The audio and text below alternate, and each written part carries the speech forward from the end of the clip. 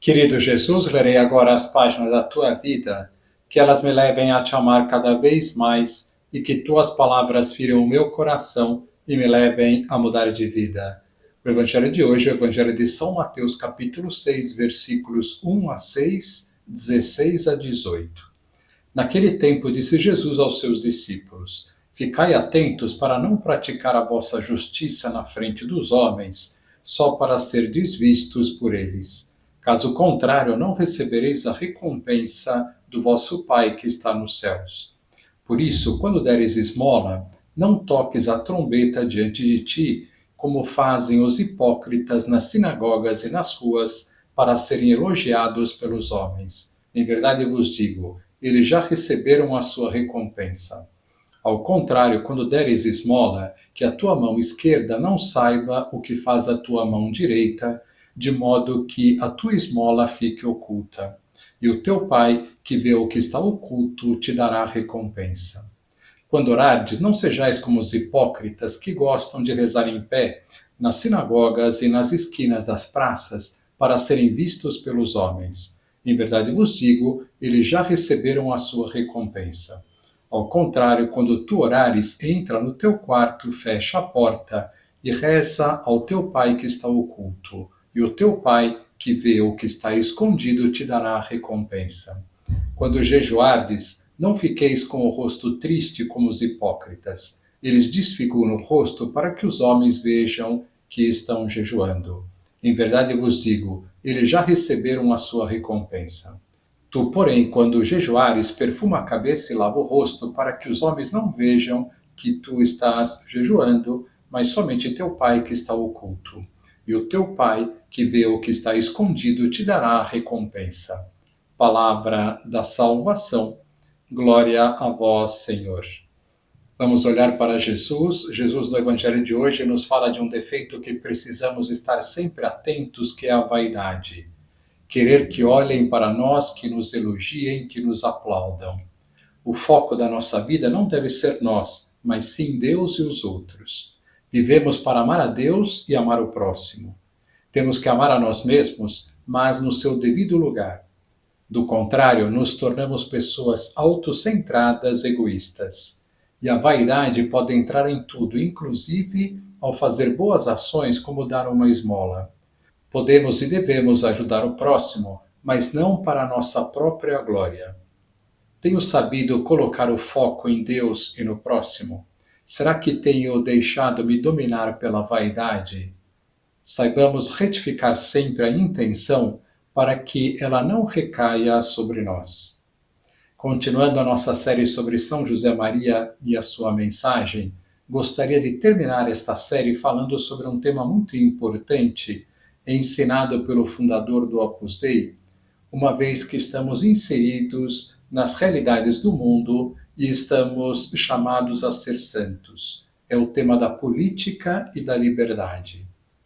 Sendo católicos, é comum pensar que os católicos devem se unir e formar um partido para difundir os valores cristãos na sociedade. Se este pensamento é tão natural, por que São José Maria, que é o santo das realidades do mundo, nunca incentivou a que se fizesse isso? Por uma razão muito simples e ensinada por Cristo. A política e a religião ocupam âmbitos diferentes. A política trata das questões temporais e a religião trata das questões eternas. Cristo, em seus ensinamentos que atingem a perfeição da revelação, não formou e nem falou para os apóstolos formarem um partido político. Por outro lado, Cristo disse: dai a César o que é de César e a Deus o que é de Deus. Poderiam ser escritas teses e mais teses de doutorado só sobre esta afirmação de Nosso Senhor. Uma consequência importante destas palavras de Jesus é que ele distingue estas duas realidades, o poder civil e o poder espiritual. Com esta distinção, Cristo dá a entender que são dois âmbitos diferentes. O poder espiritual segue o seu caminho e o poder civil o que lhe corresponde. Deus poderia ter querido que o poder civil, o Estado, fosse teocrático, como ocorre em alguns países muçulmanos. Por que Deus não quis unir os dois poderes? Porque no plano humano há muitas formas de governar um povo. Há vários caminhos para se chegar ao mesmo fim. Um governo, por exemplo, pode ser monárquico, democrático, presidencial, parlamentar, mais liberal, menos liberal, pode privilegiar mais algum aspecto da vida humana do que outro, pode ver a solução de um problema seguindo um caminho ao invés de outro, etc. Se houvesse uma união entre o poder temporal e o poder espiritual, haveria uma grande confusão. Imaginem que este governo adotasse um regime parlamentar. Todos aqueles que não estão de acordo com este regime se aborreceriam com o poder espiritual e, em última instância, com o próprio Deus. E estas questões são opináveis. Uma pessoa pode ser católica e gostar de um tipo de governo ou outro. A única condição é que respeite os valores cristãos. Podemos ser católicos com posturas no que dizem respeito ao poder temporal, que são de uma forma ou de outra. Com relação ao poder temporal, o que Deus ensina é que todo o poder de governar vem dele, pois ele é o único Senhor. Assim, um líder temporal tem que ter consciência desta verdade e tentar governar como se Deus estivesse no seu lugar. Desta forma, qualquer lei que vá contra os valores cristãos perdem a sua obrigação. A Igreja tem uma doutrina social onde ela estabelece critérios para que se respeitem os valores cristãos.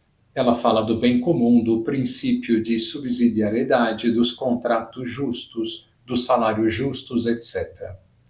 Tudo isso São José Maria era consciente e por isso nunca falava de política e queria que tivesse todo o cuidado nas casas do Opus Dei, onde os seus membros, que são na maioria leigos, respeitassem a postura política dos demais. E, logicamente, nunca incentivou a se fazer um partido político católico, pois, como vimos, isso é contrário à separação dos poderes. O que São José Maria incentivava era que as pessoas participassem da política, pois é importante que as pessoas de fé estejam neste mundo, assim como em todos os campos da sociedade.